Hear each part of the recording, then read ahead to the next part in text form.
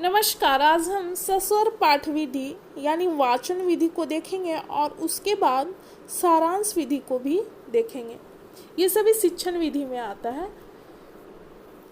सस्वर पाठ का अभिप्राय अपने आप सस्वर वाचन करने से है, यानी कि खुद से बोलकर पढ़ना। जो बोलकर पढ़ा जाता है वो सस्वर पाठ विधि में आता है। दूसरे शब्दों में इसका अर्थ है कि समय समय पर अपनी स्वयं की ज्ञान का अपने आप मूल्यांकन करना। जब आप बोलकर पढ़ते हैं तो उसके बाद फिर देखते हैं कि मुझे कितना याद हुआ। अपना आप को मूल्यांकन भी कर सकते हैं इस विधि द्वारा। इसमें विषय वस्तु को एक या दो बार पढ़ा जाता है तथा इसके बाद फिर उसी विषय वस्तु को देखे बिना स्मरण किया जाता है। यानी कि जब हम किसी चीज़ को पढ़ रहे होते हैं तो एक दो बार पढ़ के फिर उसको चेक करते कि मुझे कितना याद हुआ। कई अध्ययनों के द्वारा यह दर्शाया गया है कि स्वयं खुद सस्वर पाठ से 100 अध्याय में अधिक समय की बचत होती है। यानी कि इस विधि से समय का बचत भी होता है। यह विधि न केवल शक्ति एवं मेहनत की बचत की दृष्टि से उपयोगी होता है, बल्कि यह अस्थायी रूप से धारण करने में सहायक होती है। जब हम बोलकर पढ़ते हैं तो वो हमारे मस्तिष्क में अस्थायी रूप से धारण हो जाता है। विद्यार्थी से यह पूछने पर कि उन्होंने जो कक्षा में सीखा है उसे अपने शब्दों में व्याख्या करें तथा पुनरावृत्ति हेतु परीक्षण के सर्वाधिक आयोजन करने में यह विधि अधिक प्रोत्साहित करने वाली तथा प्रभावी होती है। सस्वर पाठन विधि विद्यार्थियों के एकाग्रता को उन खंडों की ओर केंद्रित करने में सहायक होती है जिनमें विशेष प्रयास की आवश्यकता होती है।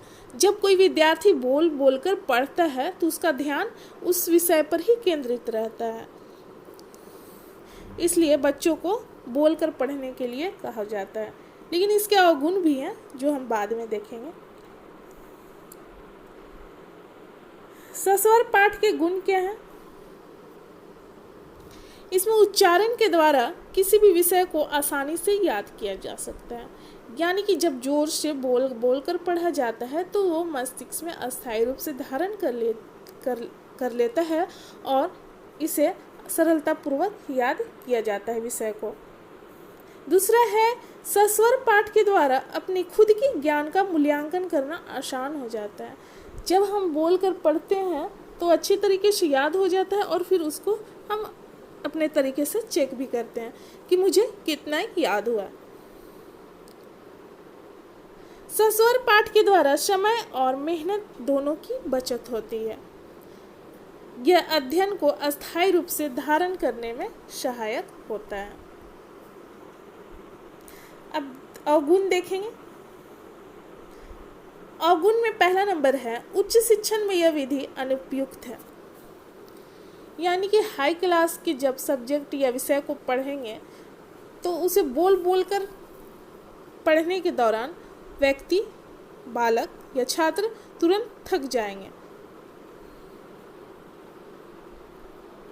उच्च शिक्षण विधि प्रायः हमारा चिंतन पर आधारित होता है। उसे चिंतन करके अध्ययन ग्रहण किया जाता है। दूसरा अवगुण है यह केवल रटन प्रवृत्ति को बढ़ावा देता है। यानी कि सस्वर पाठ है जो आप बोल कर पढ़ेंगे तो यह रटन प्रवृत्ति को बढ़ावा देगा तथा किसी विषय पर चिंतन कर पाना असंभव होता है। सस्वर पाठ विधि के द्वारा दूसरे विद्यार्थी बाधित होते हैं। उनके द्वारा विषय केंद्रित पाठन कर पाना असंभव हो जाता है। यानी कि यहाँ पर 5 बालक को ले लिया और 5 बालकों को बोल दिया जाए कि आप जोर जोर से पढ़िए, तो एक दूसरे बालक एक दूसरे से बाधित होंगे। वो अपना ध्यान अपने सब्जेक्ट पर केंद्रित नहीं कर पाएंगे। यह पाठन क्रिया में पुनरावृत्ति की प्रक्रिया को अधिक प्रोत्साहित करता है, जिसके कारण समय का अधिक व्यय होता है।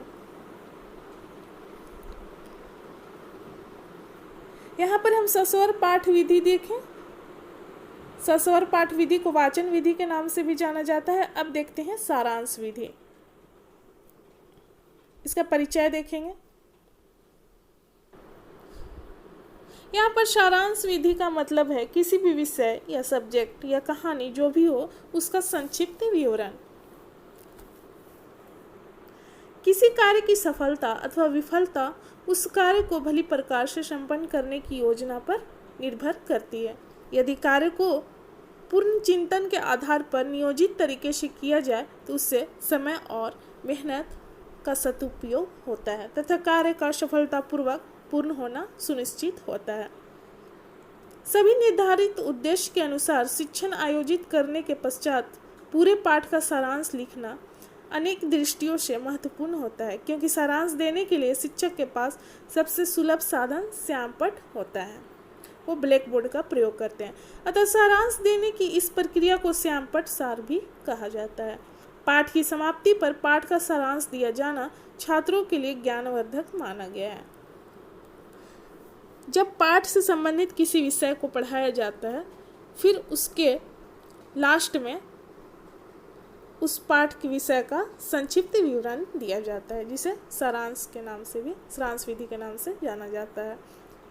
ब्राउन का कहना है कि पाठ का सारांश प्रभावी स्पष्टीकरण के लिए महत्वपूर्ण है। सारांश प्रस्तुत करते समय अध्यापक पढ़ाए गए मुख्य बिंदुओं को एक तार्किक क्रम से व्यवस्थित कर संक्षेप में विद्यार्थी के समक्ष रखता है।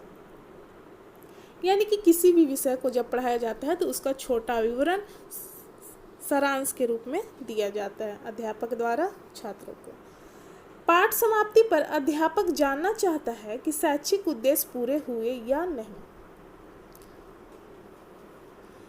यहाँ पर अध्यापक द्वारा शैक्षिक उद्देश्य का मतलब है कि छात्रों ने शिक्षण या अधिगम को कितना ग्रहण किया। छात्र भी जानना चाहते हैं कि क्या उन्होंने वह सब सीख लिया जो सीखने की उनकी इच्छा थी। इस प्रकार प्राप्त ज्ञान का छात्र अपने पूर्व ज्ञान में समन्वय कैसे करेंगे और नई परिस्थिति में इस ज्ञान का उपयोग कैसे करेंगे, अध्यापक के लिए यह जानना आवश्यक होता है कि उन्होंने कितना सीखा और इस ज्ञान का प्रयोग वो किस तरीके से करेंगे। इस सब के लिए अध्यापक को पाठ सारांश कौशल में पारंगत होना आवश्यक है, यानी कि इस चीज़ में उन्हें कुशल होना जरूरी है, तभी वह बच्चों को अच्छी तरीके से बता सकेंगे। उन्हें सारांश विधि कौशल का पूर्ण ज्ञान होना चाहिए। साधारण पाठ योजना में जिसे पुनरावृत्ति कहा जाता है, पाठ का सारांश लगभग उसके समान है। यदि पाठ को विधि पूर्वक समाप्त नहीं किया जाए तो पाठ का जो प्रभाव होना चाहिए वह नहीं हो सकेगा।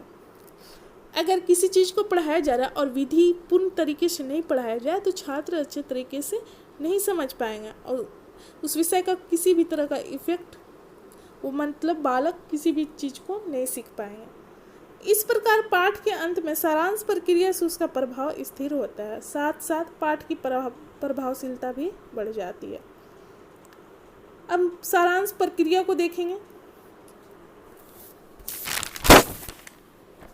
अध्यापक छात्रों द्वारा पाठ के मुख्य बिंदुओं का समाकलन, पाठ के मुख्य बिंदुओं पर नई समस्याएं व्यवस्थित कर अथवा प्रश्न पूछकर उनका समाकलन किया जाता है। छात्रों से प्रश्न पूछा जाता है शिक्षक के द्वारा। इस प्रक्रिया में यह भी पता लगता है कि छात्र कितना और कहाँ तक समझ पाए। जब मूल्यांकन किया जाता है, प्रश्न पूछा जाता है अध्यापक द्वारा छात्रों से, तो उससे पता चलता है छात्र जिस प्रकार उत्तर देते हैं, इससे यह पता चलता है कि उन्होंने कितना सीखा है। यदि उसमें कमी रह गई हो तो अध्यापक उसे पूरा करने का प्रयास करते हैं। अध्यापक प्रश्न पूछकर, रेखा चित्र द्वारा समस्या प्रस्तुत कर, यानी कि अनेक तरह के प्रश्न कर अथवा अन्य माध्यमों से पठित ज्ञान का समाकलन करता है। श्यामपट्ट सारांश इसी उद्देश्य से तैयार किया जाता है। दूसरा प्रक्रिया है छात्रों को प्राप्त ज्ञान का नवीन परिस्थिति में प्रयोग का अवसर देना। पाठ में छात्रों ने जो पढ़ा है उसे वे नई परिस्थिति में काम में ला सकें, इसका अवसर दिया जाता है। इसके लिए उन्हें अध्यापक कहानी, परिस्थिति, वर्णन या समस्या उपस्थित कर जांच करते हैं। अध्यापक द्वारा कहानी, परिस्थिति, वर्णन या समस्याओं को उपस्थित कर बालकों का जांच किया जाता है। यह प्रश्न द्वारा भी हो सकता है और चित्र द्वारा भी किया जा सकता है। यह प्राप्त ज्ञान के प्रयोग का द्योतक होता है। तीसरा नंबर है वर्तमान ज्ञान का पूर्व ज्ञान से संयोजन। पाठ पढ़ाए जाने से पहले जितना ज्ञान छात्रों को था उनका पूर्व ज्ञान कहलाता है। यानी कि किसी भी विषय को जब पढ़ाया जा रहा है उससे संबंधित उनका पहले से क्या ज्ञान प्राप्त है उसे पूर्व ज्ञान कहा जाता है।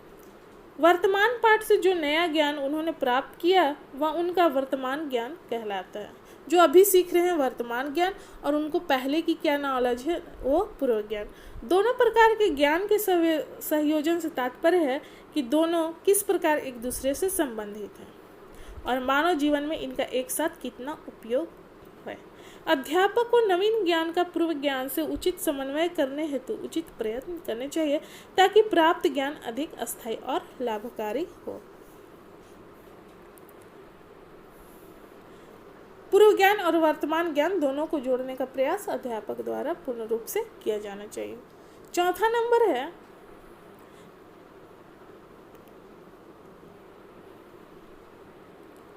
वर्तमान ज्ञान का अभ्यास से संयोजन। अभ्यास से तात्पर्य वह अभ्यास जो वर्तमान पाठ के पूर्ण होने पर छात्रों को दिए जाते हैं।